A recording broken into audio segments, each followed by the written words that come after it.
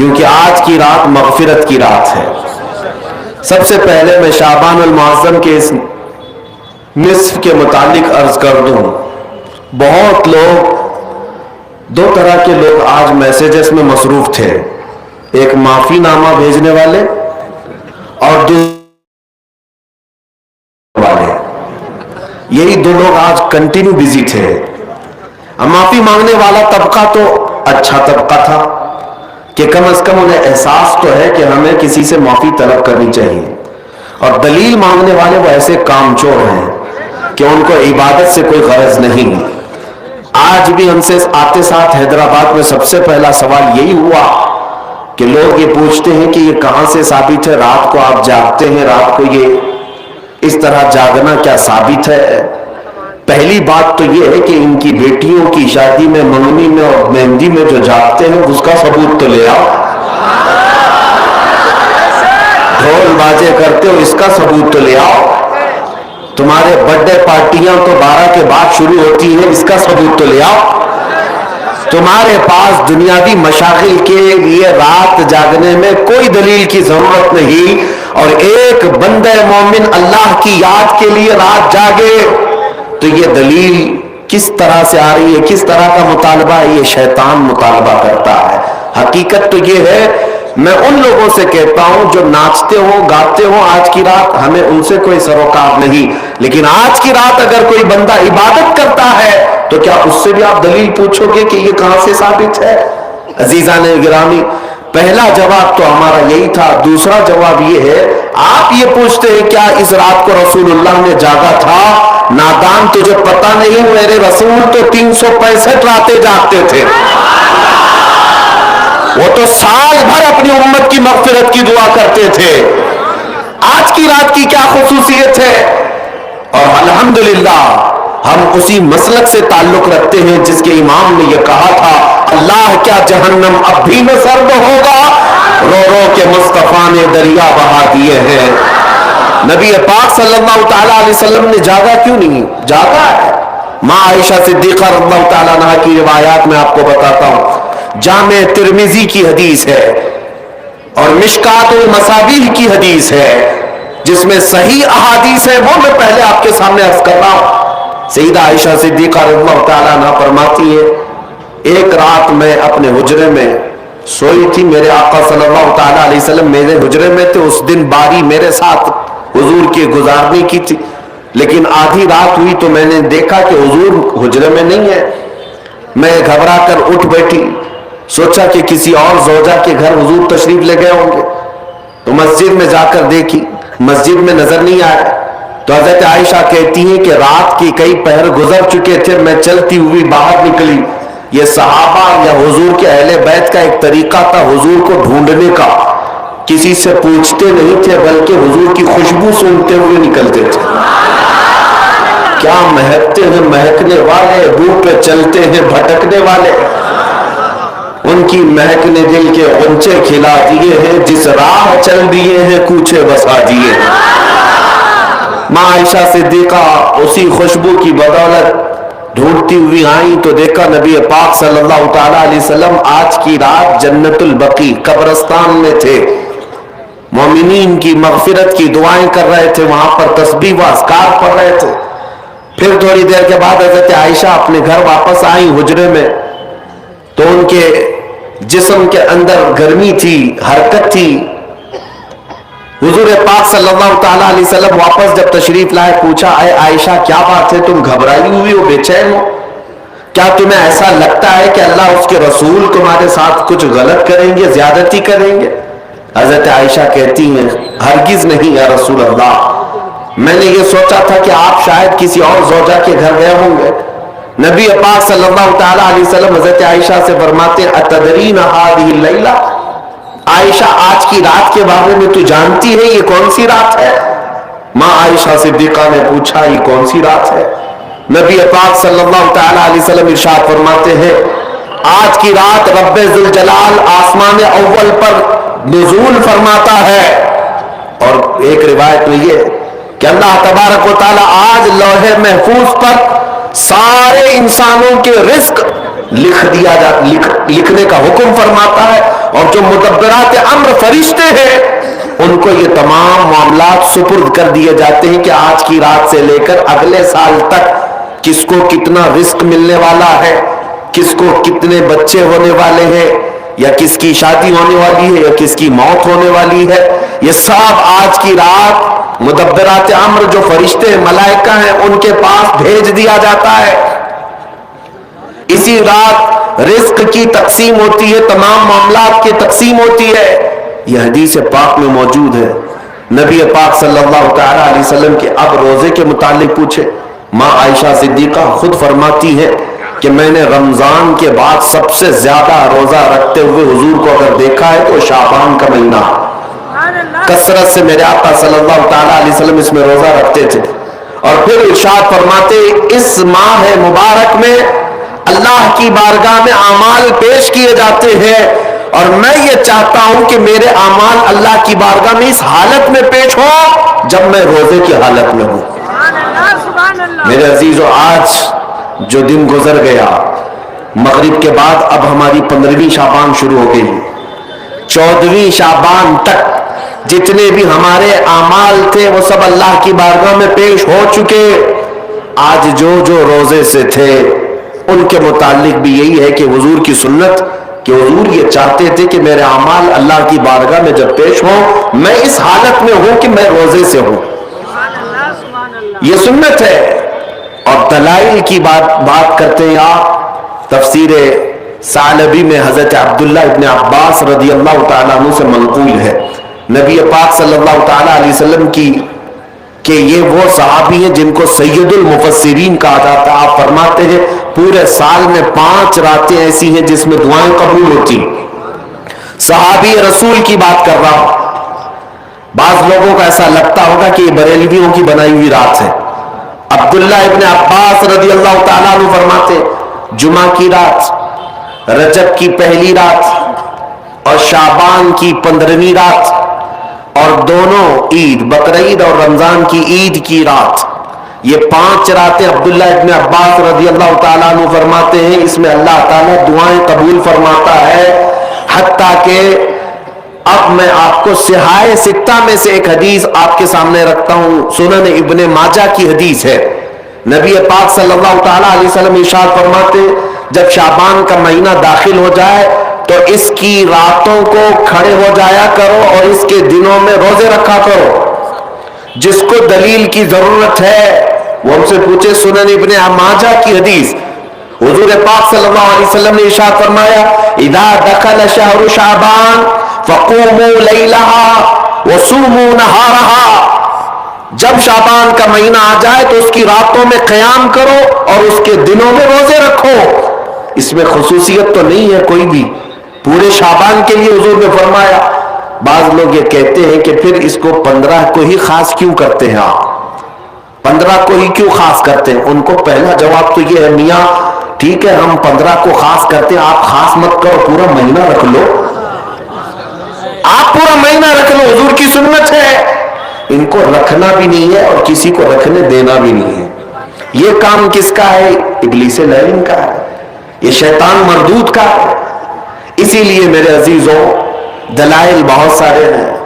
جامع ترمذی کی حدیث میں آپ کے سامنے عرض کر رہا ہوں، اور تفسیر ساوی علی جلالین ایک روایت میں آپ کے سامنے پیش کرتا ہوں۔ شعبان کی عظمت کیا ہے سنیے، اس میں جو روایت ہے تفسیر ساوی میں فرماتے ہیں کہ رسول کریم صلی اللہ علیہ وسلم 13 شعبان کی رات کو کھڑے ہوئے، اور یہ مہینہ اسی لیے زیادہ افضل بھی ہے کہ یہ مہینہ میرے مصطفیٰ کا مہینہ ہے، اور یہ سرکار غوث پاک رضی اللہ تعالیٰ عنہ کا فرمان غنیت الطالبین میں ہے کہ شعبان کا مہینہ رسول اللہ کا مہینہ ہے، کثرت سے اس میں اپنے رسول کو یاد کرو۔ اب میں آپ کو بتا رہا ہوں جو روایت تفسیر الساوی میں ہے، 13ویں شعبان کو نبی پاک صلی اللہ علیہ وسلم رات میں کھڑے ہوئے اور کیا کیا توجہ، آج لوگ دلیل پوچھ رہے ہیں اپنے نبی کو یاد کرنے کے لیے۔ 13ویں شعبان کو میرے آقا کھڑے ہوئے اور رات بھر مولا کریم کی بارگاہ میں یہ عرض کرنے لگے مولا میری امت کی بخشش میرے حوالے فرما دے۔ حضور نے 13ویں شعبان کو یہ دعا کی، تو روایت میں کہ اللہ تعالیٰ نے اجازت عطا کی کہ آپ کی 1/3 امت کی بخشش آپ کے حوالے، آپ شفاعت کر سکتے ہیں۔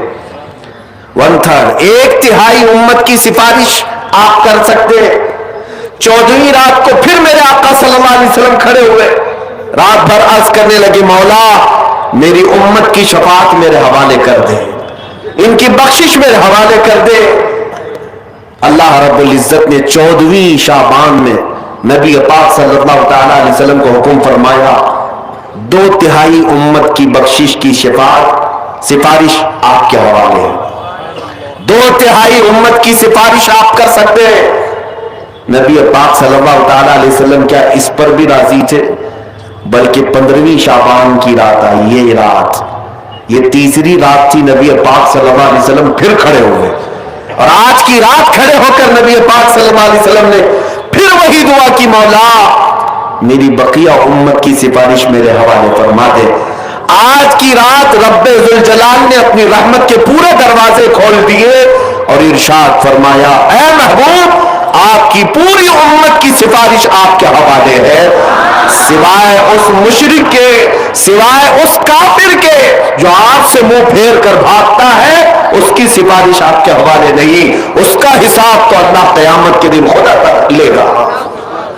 آج کی رات میرے عزیزوں، میرے نبی پاک صلی اللہ تعالی علیہ وسلم کو مکمل شفاعت کرنے کا اختیار دیا گیا ہے، پوری امت کی شفاعت، پوری امت کی شفاعت۔ شفاعت کا مطلب کیا ہے؟ اللہ کی بارگاہ میں سفارش کریں گے، سفارش کریں گے۔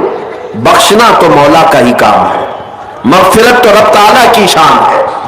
اب سنیے، حضرت عبداللہ ابن عباس رضی اللہ تعالیٰ عنہ سے منقول جو حدیث میں نے آپ کو بتائی، 5 راتیں جو دعاؤں کی قبولیت کی ہیں، اسی طرح آپ سے ایک اور روایت ہے، آپ نے فرمایا کہ آج کی رات اللہ تبارک و تعالی اتنے لوگوں کو معاف فرماتا ہے، یہ ترمذی کی حدیث ہے، اتنے لوگوں کو معاف فرماتا ہے کہ بنو کلب ایک قبیلہ تھا جس کی بکریوں کے بال ہیں، اتنے لوگوں کو اللہ جہنم سے آزاد فرماتا ہے۔ یہ ساری حدیثیں پڑھنا چاہیں تو کتابوں میں موجود ہے، میں آپ کو صرف چکھا رہا ہوں اس لیے کہ آپ بھی یاد نہیں رکھیں گے۔ الحمدللہ یہاں پر سنیوں کا مجمع ہے اور اکثر ہمارا معمول یہی ہے، ہمارا تو معمول یہی ہے، بہت سارے لوگ، ہم اپنوں میں یہ نہیں کہتے کہ جو لوگ یہ کہتے ہیں میلاد کہاں سے ثابت ہے، شب برات کہاں سے ثابت ہے، شب قدر کہاں سے ثابت ہے، تو ہم تو صرف پہلے لفظوں میں صرف اتنا ہی کہتے ہیں، یہ تو صرف سنیوں کی قسمت سے ثابت ہے، یہ ہماری قسمت میں لکھا ہوا ہے، یہ ہماری قسمت میں لکھا ہوا ہے کہ اللہ تبارک و تعالیٰ یہ موقع عطا فرماتا ہے گاہے بگاہے اور بندے اس کو یاد کر لیتے ہیں۔ عزیزان گرامی اوقات، اور ایک حدیث، کیا قبرستان جانا چاہیے نہیں جانا چاہیے، اس پر بھی بڑے اعتراضات ہیں۔ خزانۃ الروایات بحوالہ فتاوی رضویہ شریف اعلیٰ حضرت نے بھی نقل فرمایا کہ آج کی رات روحیں تمہارے گھروں میں آتی ہیں، قبروں پر جتنے بھی آرام کر رہے ہیں ان کی روحیں تمہارے گھروں پر آتی ہیں، اور جو گھر میں ذکر و اذکار ہو، عبادات ہو اور انہیں ایصال کیا جاتا ہے، وہ لے کر قبرستان واپس جاتی ہیں اور اپنے پڑوس میں فخر کرتی ہیں کہ میرے گھر والوں نے مجھے یہ دیا، میرے گھر والوں نے مجھے یہ تحفے دیے۔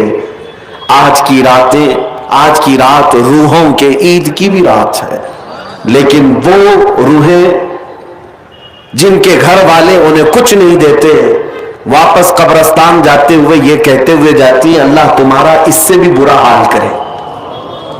وہ انہی لوگوں کو کوس کر جاتی ہوں گی جو دلیل بار بار پوچھتے رہتے ہیں۔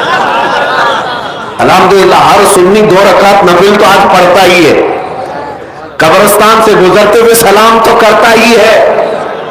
ہم اپنے بزرگوں کو بھولنے والوں میں سے نہیں ہیں، جن کو بار بار دلیلوں کی ضرورت ہے، ان کی روحیں آ کر کوس کر جاتی ہوں گی۔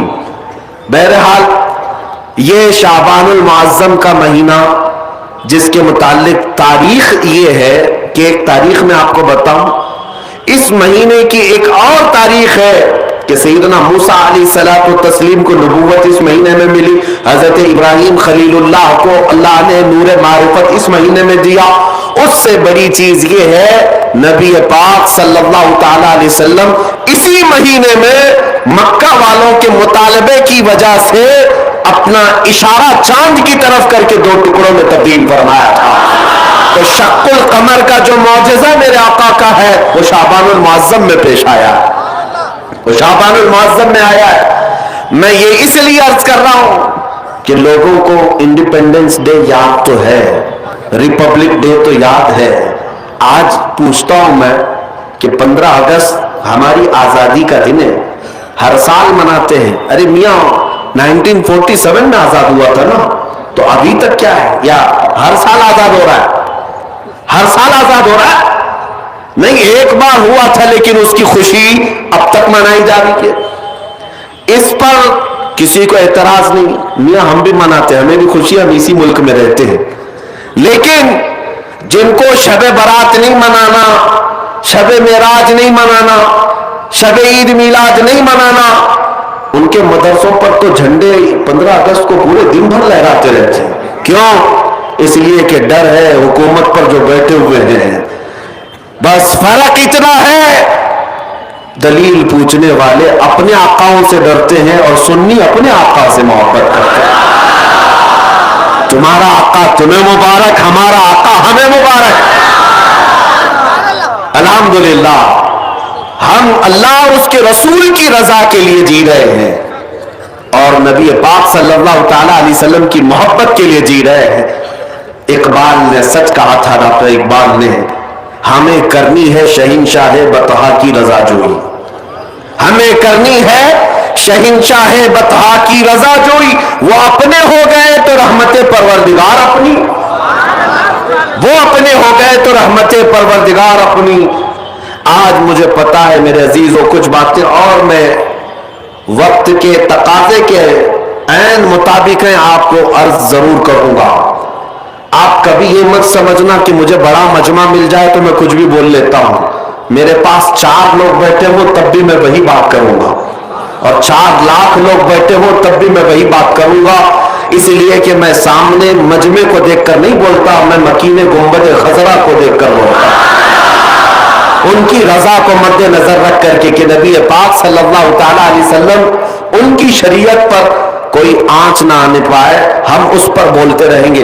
اب اس سلسلے میں کوئی بھی چہرہ آ جائے ہمیں اس سے غرض نہیں ہے، ہمیں اس سے غرض نہیں۔ سنیوں اپنا عقیدہ اتنا مضبوط رکھو، اتنا مضبوط رکھو۔ اعلیٰ حضرت نے کتنا پیارا پیغام دیا، تم کب تک ان کی اٹھاتے گھومتے رہو گے جوتیاں، کب تک ان کی دھوتیوں میں گھس کر کے پناہ لیتے رہو گے؟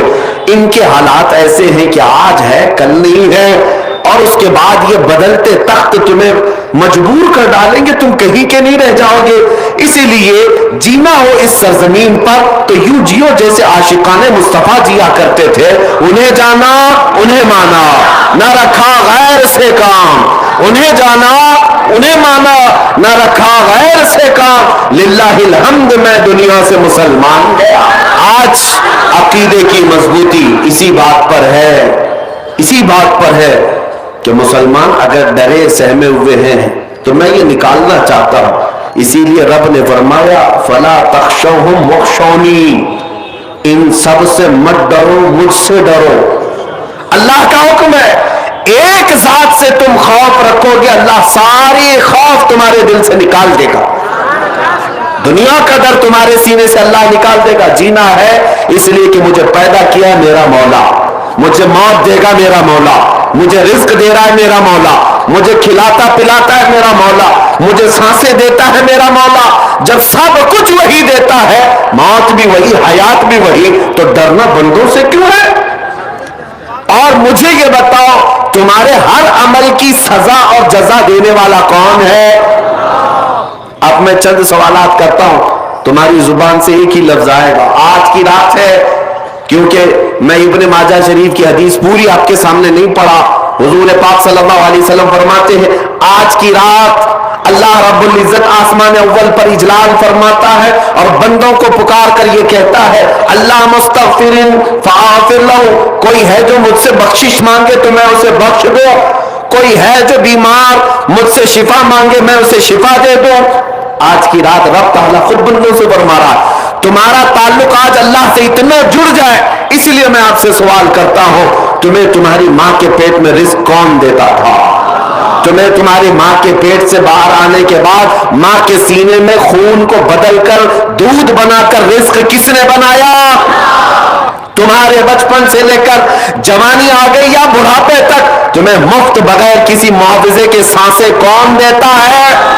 یہ پوری زمین کس کی ہے؟ یہ آسمان کس کا ہے؟ یہ کائنات کے سارے اشیاء کس کی ہے؟ جب تمہاری زبان پر اللہ اللہ ہے، پھر میں آپ سے پوچھتا ہوں ہماری زندگی کا طریقہ بھی یہی ہے، جب تم پیدا ہوئے تھے ماں کی گود سے تو سب سے پہلے تمہیں نہلا دھلا کر کے لایا گیا تھا مولوی صاحب کے پاس یا کسی صالح بندے کے پاس، اور کیا کہا گیا تھا کہ اس کے کان میں کیا پڑھو؟ سب کو پتا ہے سب سے پہلے تمہارے کان میں جو جملہ آیا وہ کیا تھا؟ اللہ اکبر۔ کون سا جملہ تمہارے کان میں آیا؟ زور سے، پیچھے والوں کے۔ میں کیوں کہہ رہا ہوں آپ کو توجہ، میں اس طرح بلوانے کا عادی نہیں۔ آپ زندگی میں شروعات کر رہے ہیں جس جملے سے اللہ اکبر، جس کا مطلب کیا ہے؟ اللہ سب سے بڑا ہے۔ یہ سب سے پہلا جملہ میرے کان میں آیا، تمہارے کان میں آیا۔ اب پھر جب ہوش آیا تھا تو جس محلے سے گزرو مسجدوں کی آوازیں یہی پکارتی تھی اللہ سب سے بڑا ہے۔ میں یہ آواز سن کر کے مسجد میں اندر گیا، امام صاحب مصلی پر کھڑے تھے، تکبیر باندھا تو کیا کہہ کر؟ اللہ سب سے بڑا ہے، اللہ سب سے بڑا ہے۔ میں تو ہاتھ باندھ کر کھڑا ہوا، کسی کے سامنے جھکتا نہیں تھا۔ امام نے یہ کہہ کر کے جھکایا اللہ ہو، امام نے کیا کہا؟ اللہ اکبر کہا، میں جھک گیا، اٹھا۔ پھر اس کے بعد ہم تو پیشانی کس کے لیے رگڑتے تھے؟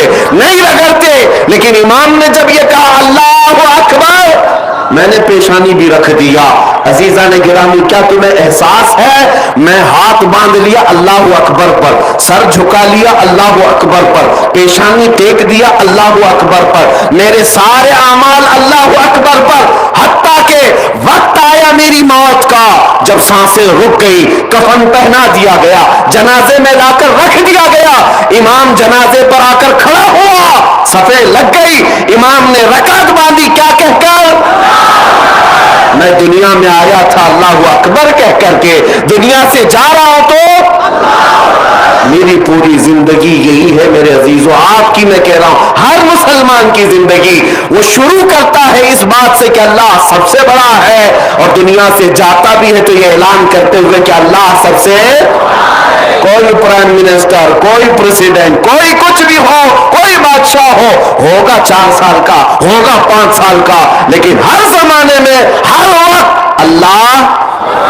اللہ سب سے بڑا ہے، اللہ۔ یہ باتیں میں اس لیے آپ کے عقیدے کو مضبوط کرنے کے لیے کہا۔ اب پہچانو ان لوگوں کو جو یہ کہتے ہیں اللہ بھی ایک ہے، اوم بھی ایک ہے۔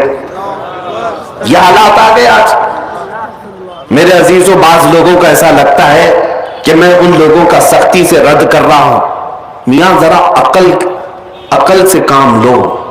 تمہارے سامنے جب کوئی بھی مولوی کا چہرہ ہے، کوئی بھی مولوی کا چہرہ ہے، چاہے میں بھی ہوں، جب تک اللہ اور اس کے رسول کی بات ہو تم سر جھکا دو، یا یہ میرے مصطفیٰ کی شریعت ہے۔ حضرت عمر فاروق رضی اللہ تعالیٰ عنہ، میں آپ کو کیوں کہہ رہا ہوں؟ اس لیے کہ کوئی مولوی صاحب ابھی پورے ہندوستان بھر کا ماحول خراب کیے ہوئے، انہوں نے پتہ نہیں کہاں سے کون سے خواب میں ان کو نظر آیا کہ اوم بھی وہی ہے، اللہ بھی وہی ہے، ملا کر کے اور ثابت کرو کہاں سے ہے۔ ہندوؤں کی کتاب میں اوم کے جو معنی لکھے ہوئے ہیں اس سے ایسا لگتا ہے کہ اللہ کے بھی وہی معنی ہیں، اوم کے بھی وہی معنی ہیں۔ تم اپنی شریعت ان کی کتابوں سے ثابت کرو گے، ہماری شریعت میرے مصطفیٰ کی حدیثوں سے ثابت ہوگی۔ کسی اور دین کی کتابوں کا میرا دین محتاج نہیں ہے۔ اسلام ثابت کرنے کے لیے کسی بھی دوسرے مذہب کی کتاب کی بالکل ضرورت نہیں. اسلام کے پاس کیا کمی ہے؟ کون سی دلیل نہیں ہے؟ پیدا ہونے سے لے کر قبر میں جانے تک کا ہر مسئلہ اگر کسی دین میں موجود ہے تو وہ میرے مصطفیٰ کی شریعت میں. ہم دوسروں کی کتابوں سے یہ ثابت کریں گے اس کا معنی بھی وہی, اس کا معنی بھی وہی ہے. اب میں آپ کو ایک بات بتا رہا ہوں, میں ایک روایت آپ کے سامنے پیش کر کے پھر آگے بڑھتا ہوں. حضرت عمر کا زمانہ ہے. کون عمر؟ جن کے جلال, جن کے رعب و دبدبے سے قیصر و کسریٰ کانپتے تھے, لاکھوں کی فوجیں تھراتی تھی, مسجد میں کھڑے ہو کر خطبہ دے رہے اور فرماتے ہیں اے لوگوں سنو, عمر ابن خطاب آج اپنے کوڑے سے سب کو ہانکتا ہے, کل کو اگر محمد عربی صلی اللہ تعالی علیہ وسلم کے دین کے علاوہ, ان کی شریعت کے علاوہ کوئی نیا مسئلہ میری طرف سے آئے تو تم کیا کرو گے؟ میرے پیچھے چلو گے؟ میری اطاعت کرنا ہر ایک پر واجب ہے, خلیفۃ المسلمین ہو. تو ایک غریب صحابی دیہات کے رہنے والے کھڑے ہو گئے مجمع میں, کہا اے عمر ابن خطاب, جب تک آپ رسول اللہ کی شریعت بول رہے ہیں ہمارا ہر عضو تمہارے لیے قربان ہے, اور جہاں میرے مصطفیٰ کی شریعت سے ہٹ کر بات کرو گے تو تلوار نکال کر بتاتے یہ تلوار ہوگی اور تمہاری گردن ہوگی. وہ غریب صحابی کس کو کہہ رہے ہیں؟ عمر ابن خطاب کو رضی اللہ تعالیٰ عنہ. کہتے اس وقت میں یہ نہیں دیکھوں گا کہ سامنے چہرہ کس کا ہے, میں تمہارا اور میرا مقابلہ ہوگا میرے مصطفیٰ کی شریعت کی حقانیت بچانے کے لیے. شخصیتیں نہیں دیکھی جاتی ہمارے دین میں.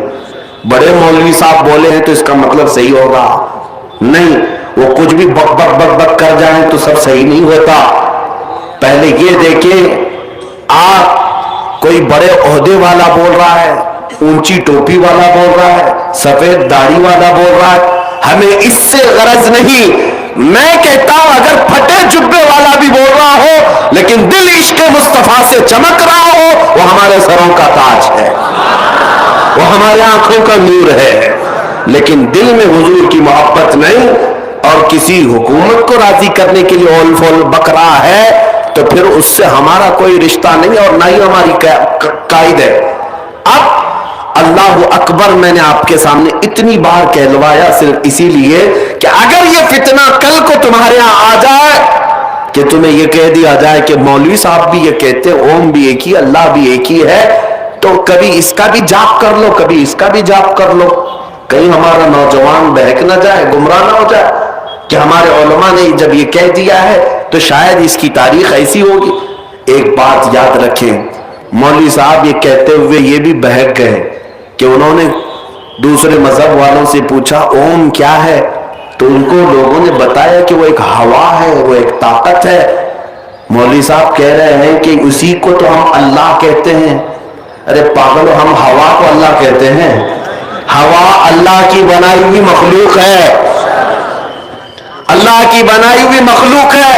اگر ہوا کو ہی تم اللہ مانتے ہو تو اسی لیے ہواؤں میں آج اڑ رہے ہو. شاید تمہارا عقیدہ ابھی اس اللہ کی تک نہیں آیا. وہ قادر مطلق جس پر ہم ایمان رکھتے ہیں وہ اللہ کیسا ہے؟ وہ اللہ رب العزت, وہ جسم و جسمانیت سے پاک ہے, مکان و مکانیت سے پاک ہے, انسانوں کے بس میں آنے سے پاک ہے, ہر عیب سے پاک ہے.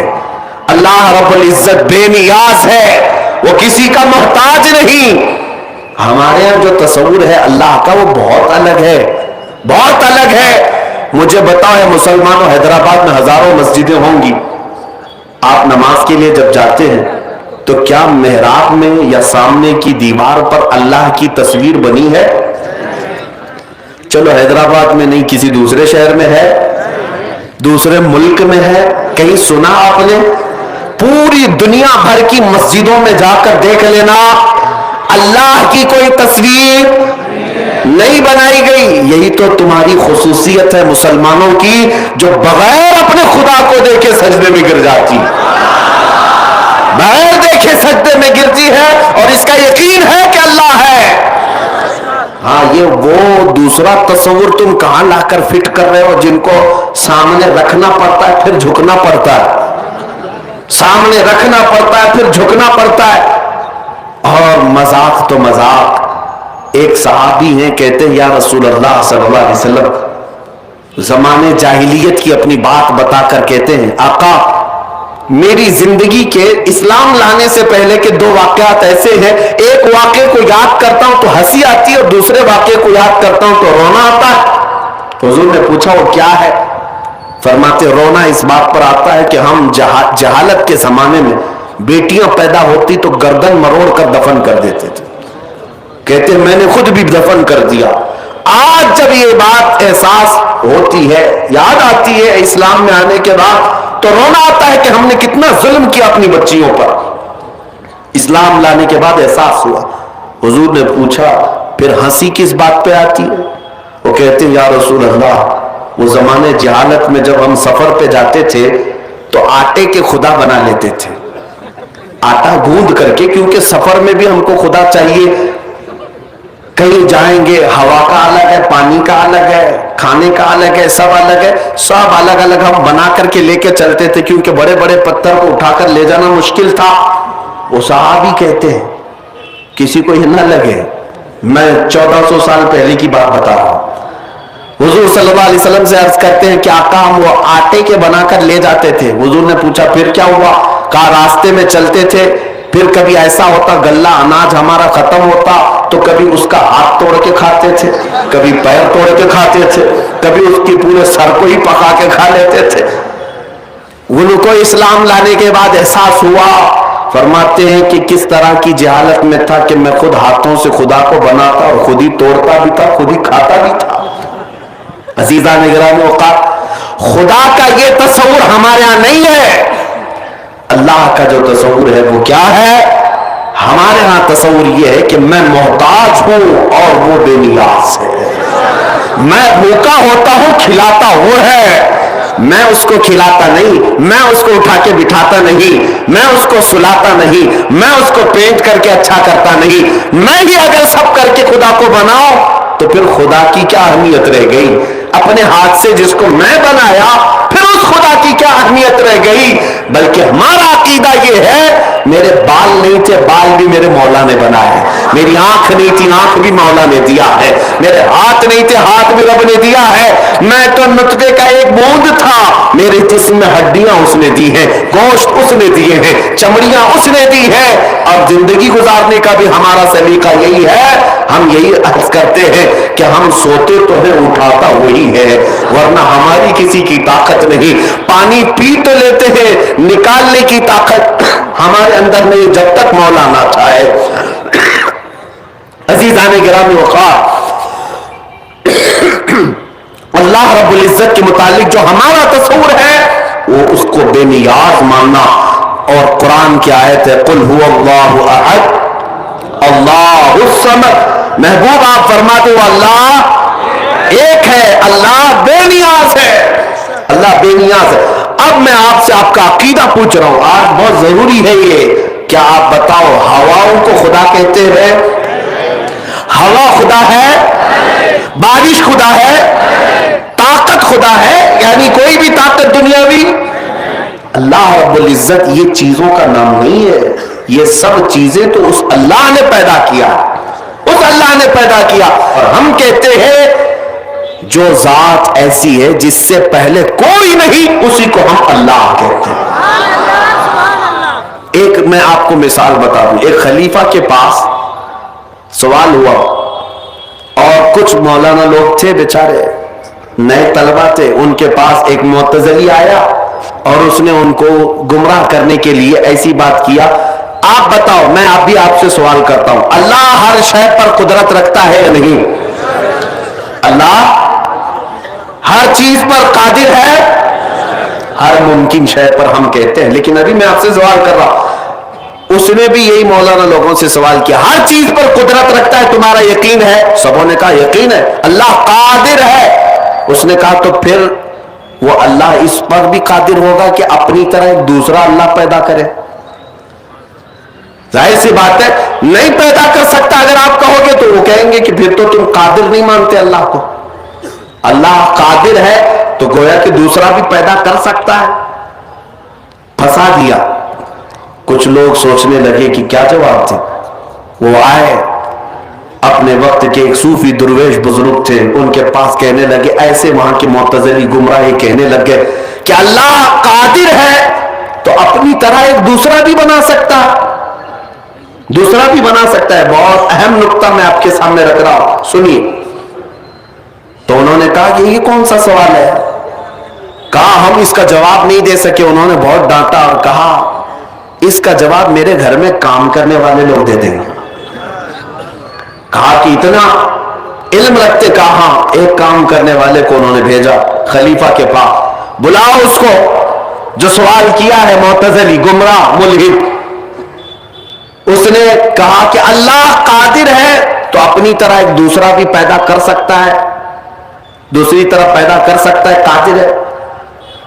تو اس غریب مزدور نے جو کام کرنے والا تھا اس نے پوچھا کہ ہاں اللہ قادر ہے, اور اگر وہ دوسرا پیدا کر دیا اپنی طرح, توجہ, اللہ خالق ہے, اللہ خالق ہے, دوسرا جس کو پیدا کرے گا وہ مخلوق ہو جائے گا. وہ کیا ہوگا؟ وہ کیا ہوگا؟ جس کو پیدا کیا گیا ہے. اب مجھے بتاؤ وہ برابر کیسے ہو سکے گا؟ مخلوق ہونا ایک ایسا عیب ہے جو خالق میں آ ہی نہیں سکتا. اسی لیے ہمارا عقیدہ ہے لم یلد, نہ وہ کسی سے پیدا ہوا ہے نہ اس سے کوئی. بات سمجھ کر کے چلے. اللہ کو اگر تم یہ کہتے ہو وہ قادر ہے دوسرا اپنی طرح بنا سکتا ہے, چلو بنا لیا, تو جس کو بنایا وہ کیا ہے, وہ خالق کیسے ہو سکتا؟ وہ تو مخلوق ہے نا, اس کو تو خود اللہ نے بنایا, تو وہ کیسے خالق ہوگا؟ نہیں ہو سکتا. مخلوق ہونا ایک عیب ہے خالق کے لیے, وہ پیدا کسی سے نہیں ہو سکتا. اسی لیے تمہیں ماننا پڑے گا میرا مولا وہ ہے جو بے نیاز ہے, نہ وہ کسی سے پیدا ہوا نہ اس سے کوئی پیدا ہوا. یہ عقیدے ضروری تھے, اس لیے میں آپ کو عرض کیا. اس لیے کہ ہمارا نوجوان آج ڈیبیٹ کے چکر میں ٹی وی دیکھ دیکھ کر کے کچھ لوگوں کو پڑھ کر کے گمراہ ہو جاتا ہے. بعضوں نے مجھ سے کہا تھا کہ مولانا کا اگر رد بھی آپ کو کرنا تھا تو دلیلوں سے کرنا چاہیے تھا. اکثر میرا حال یہ ہے کہ جب اللہ اس کے رسول کے خلاف بات سنتا ہوں تو جذبات میں بے قابو ہو جاتا ہوں, اور یہ ایمانی غیرت کا تقاضا ہے. ہم اپنی ماں کے خلاف سننا نہیں پسند کرتے تو رحمان کے خلاف کیسے پسند کریں گے جو 70 ماؤں سے زیادہ ہم سے پیار کرتا ہے. ہم اس رسول سے جتنی محبت کرتے ہیں اپنے ماں باپ سے بھی نہیں کرتے, اس لیے کہ ہم اپنی جانوں سے زیادہ مدینے والے سے محبت کرتے ہیں. اسی لیے اللہ اس کے رسول کے خلاف جب کوئی بات آتی ہے ہم بے قابو ہو جاتے ہیں. میں نے کہا سخت جملے میں مانتا ہوں, میں نے پاکھنڈی بھی کہا, دلال بھی کہا, منافق بھی کہا, لیکن کس کو کہا؟ اس کو کہا جو نبی پاک صلی اللہ علیہ وسلم کی عزت کو نہیں سمجھ سکا یا اللہ رب العزت کی شان کو نہیں سمجھ سکا. پھر اگر کوئی مجھ سے کہتا ہے آپ نے یہ سخت جملے کہہ دیے, پاکھنڈی کہہ دیا, منافق کہہ دیا, دلال کہہ دیا, اللہ کی شان کو تو نہیں دیکھتا, ارے نادان میں نے تو کم کہا, خنزیر نہیں کہا. اس لیے کہ رب ذوالجلال کی شان کو اگر نہیں سمجھ سکا تو پھر کون سے اعزاز سے ہم بات کریں. بہرحال اس مسئلے کو آپ سمجھو. اب آؤ ہم اپنے عنوان پر آتے ہیں, ہم جس کے لیے آج جمع ہوئے ہیں. یہ شعبان کا مہینہ کس کا مہینہ ہے؟ میرے مصطفیٰ کا مہینہ ہے. آؤ ان کی یادوں میں اب اپنی گفتگو کو میں سمیٹتا ہوں, اس لیے کہ ہمارے دلوں کا اجالا اسی ذات سے ہے, ہماری آنکھوں کی روشنی اسی گنبد سے ہے, ہمارے کلیجے کی ٹھنڈک بھی اسی نام پاک سے ہے. اسی لیے جب تک ہمارے جلسے اس پاک ذکر سے پر نہیں ہوتے ہماری پیاس پوری نہیں ہو پاتی, ہم اپنے روح کو مکمل سیراب نہیں کر پاتے, اس لیے کہ اس کے حسن سے زیادہ حسین دنیا میں کوئی پیدا ہی نہیں ہوا. اس سے زیادہ خوبصورت کسی ماں نے آج تک جنا ہی نہیں ہے. اسی لیے حسان بن ثابت نے دیکھ کر کے کہا تھا وَأَحْسَنُ مِنْكَ لَمْ تَرَ قَطُّ عَيْنِي وَأَجْمَلُ مِنْكَ لَمْ تَلِدِ النِّسَاءُ خُلِقْتَ مُبَرَّأً مِنْ كُلِّ عَيْبٍ كَأَنَّكَ قَدْ خُلِقْتَ كَمَا تَشَاءُ. اے سنیو اپنے دل پر ہاتھ رکھ کر کے بتاؤ اس نبی پاک کو تم نے دیکھا نہیں پھر بھی پیار دل میں موجود ہے. اس رسول کا صرف چرچا سنا ہے لیکن دل میں دھڑکن ان کے نام کی موجود ہے. اور ہر ایک کی آنکھ یہ تمنا کرتی ہے کاش میں سو جاؤں اور ایک بار میرے خواب میں وہ تشریف لے آئے. کیا تمہاری یہ خواہش نہیں ہے؟ کیا ہر مسلمان یہ تمنا نہیں کرتا ہے؟ کیونکہ ہم نے چرچے اتنے سنے ہیں, چرچے اتنے سنے ہیں. حضرت جابر بن سمرہ ایک صحابی ہے, کہتے 14ویں رات تھی, کل جو گزری 14ویں تھی, آج 15ویں ہے. کہتے میں باہر آیا مسجد نبوی کے, چاند کھلا ہوا تھا, میں دیکھ ہی رہا تھا, اچانک حضور اپنے حجرے سے سرخ رنگ کا جبہ پہنے باہر نکل آئے. حضرت جابر کہتے ہیں کبھی میں حضور کی طرف دیکھتا اور کبھی چاند کی طرف دیکھتا, کبھی ادھر دیکھتا کبھی ادھر دیکھتا, اور پھر کہتے ہیں میں یہ سوچ میں رہ گیا کہ میں کس کو زیادہ حسین کہوں, اس 14ویں کے چاند کو یا اس چمکتے ہوئے چہرے کو. اس کے بعد وہ کہتے ہیں میں نے پھر دل میں یہ فیصلہ کر ہی لیا, دل میں یہ فیصلہ کر ہی لیا جس کو شاعر نے اپنے شعری انداز میں یوں کہا ہے چاند سے تشبیہ دینا یہ بھی کیا انصاف ہے, چاند سے تشبیہ دینا یہ بھی کیا انصاف ہے, چاند میں تو داغ ہے حضور کا چہرہ صاف ہے, چاند میں تو داغ ہے حضور کا چہرہ. یہ صحابہ مانتے تھے. میرے عزیز و شعبان کا مہینہ ذکر رسول. اب میں سمیٹتا ہوں محفل کو. اس ام سلیم کو پوچھو جن کا عقیدہ کیا تھا, وہ صحابیاں ہیں. حضور ان کے گھر کبھی دوپہر کے وقت آرام کرنے جاتے اور پسینے سے شرابور ہوتے.